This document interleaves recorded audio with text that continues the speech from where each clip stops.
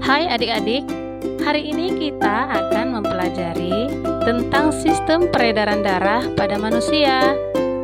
Pada pertemuan kita kali ini, kita akan mempelajari tentang darah, pembuluh darah, mekanisme peredaran darah, dan gangguan pada sistem peredaran darah.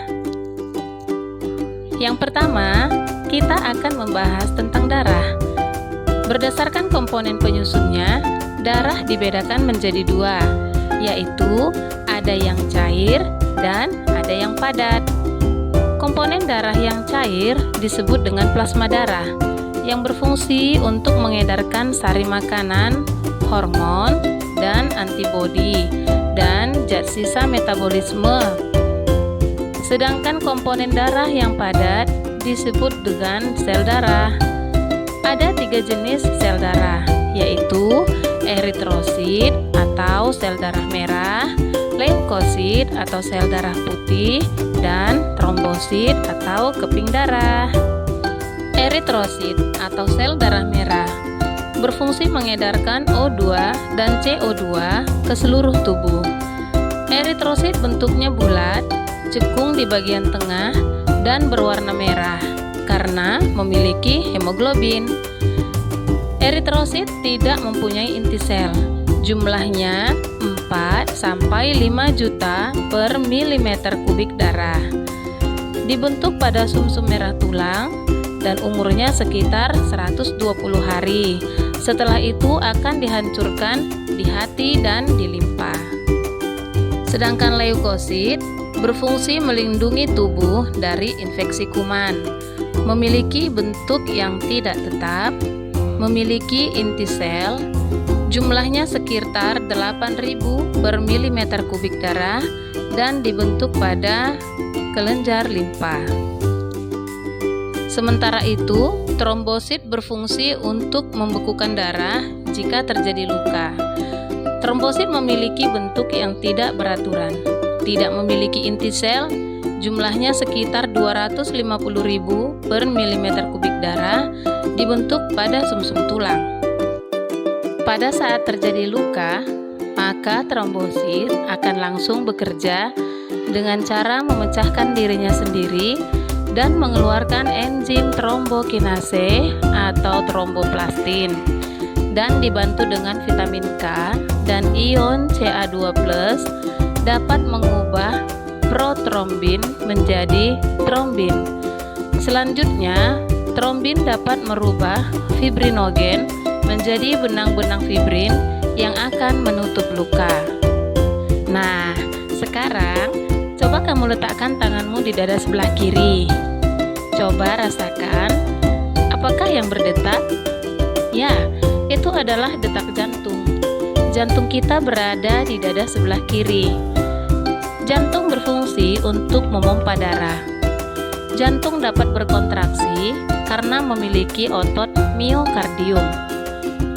Jantung manusia memiliki 4 ruangan, yaitu serambi kanan, serambi kiri, bilik kanan, dan bilik kiri. Jangan tertukar ya. Serambi berada di atas dan bilik berada di bawah. Adapun mekanisme kerja jantung, darah dari serambi akan dipompa atau turun ke bilik. Di antara serambi kanan dan bilik kanan terdapat katup trikuspidalis yang mencegah darah dan bilik kanan naik lagi ke serambi kanan. Dan di antara serambi kiri dan bilik kiri terdapat katup bikuspidalis yang mencegah darah dari bilik kiri naik lagi ke serambi kiri. Selain darah dan jantung, kita juga harus mengenal pembuluh darah. Terdapat 2 jenis pembuluh darah pada tubuh kita, yaitu pembuluh nadi, disebut juga dengan arteri, dan pembuluh balik atau vena. Pembuluh nadi atau arteri tempatnya agak tersembunyi di dalam tubuh, memiliki dinding pembuluh yang tebal, kuat, dan elastis. Aliran darahnya meninggalkan jantung, denyutnya terasa, katupnya satu pada pangkal jantung, dan apabila kita terluka, maka darah yang keluar akan memancar.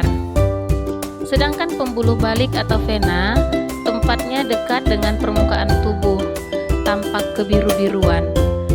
Dinding pembuluh tipis dan tidak elastis. Aliran darah menuju jantung, denyut tidak terasa, katup banyak di sepanjang pembuluh, dan jika kita terluka, darah tidak akan memancar dan hanya menetes saja. Selain pembuluh arteri dan vena, ada juga pembuluh kapiler, yaitu pembuluh darah yang paling halus dan merupakan persambungan arteri dan vena. Ada juga pembuluh aorta yang merupakan pembuluh arteri yang ukurannya paling besar, dan arteri yang ukurannya paling kecil disebut dengan arteriol. Sedangkan untuk pembuluh vena yang ukurannya paling besar disebut dengan vena cava, dan ukuran yang paling kecil disebut dengan venula. Peredaran darah manusia merupakan peredaran darah ganda, karena dalam satu kali beredar, 2 kali melewati jantung, yaitu melalui peredaran darah kecil dan peredaran darah besar. Peredaran darah kecil berlangsung dari jantung ke paru-paru dan kembali ke jantung. Sedangkan peredaran darah besar berlangsung dari jantung ke seluruh tubuh dan kembali lagi ke jantung. Untuk lebih jelas lagi, perhatikan skema aliran darah berikut ini. Pada peredaran darah kecil, darah mengalir dari serambi kanan jantung ke bilik kanan jantung.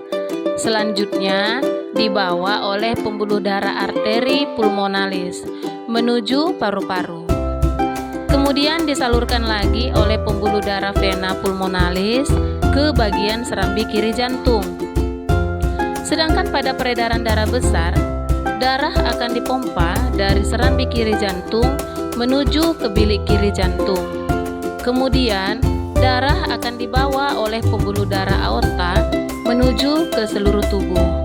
Nah, di pertengahan terdapat pembuluh kapiler yang berfungsi sebagai tempat pertukaran antara oksigen dan karbon dioksida. Selanjutnya, darah akan dibawa melalui pembuluh darah vena menuju ke serambi kanan jantung.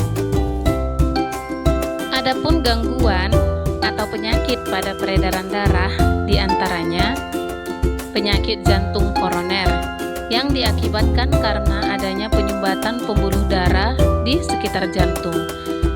Kemudian penyakit stroke diakibatkan karena adanya penyumbatan pembuluh darah di sekitar otak.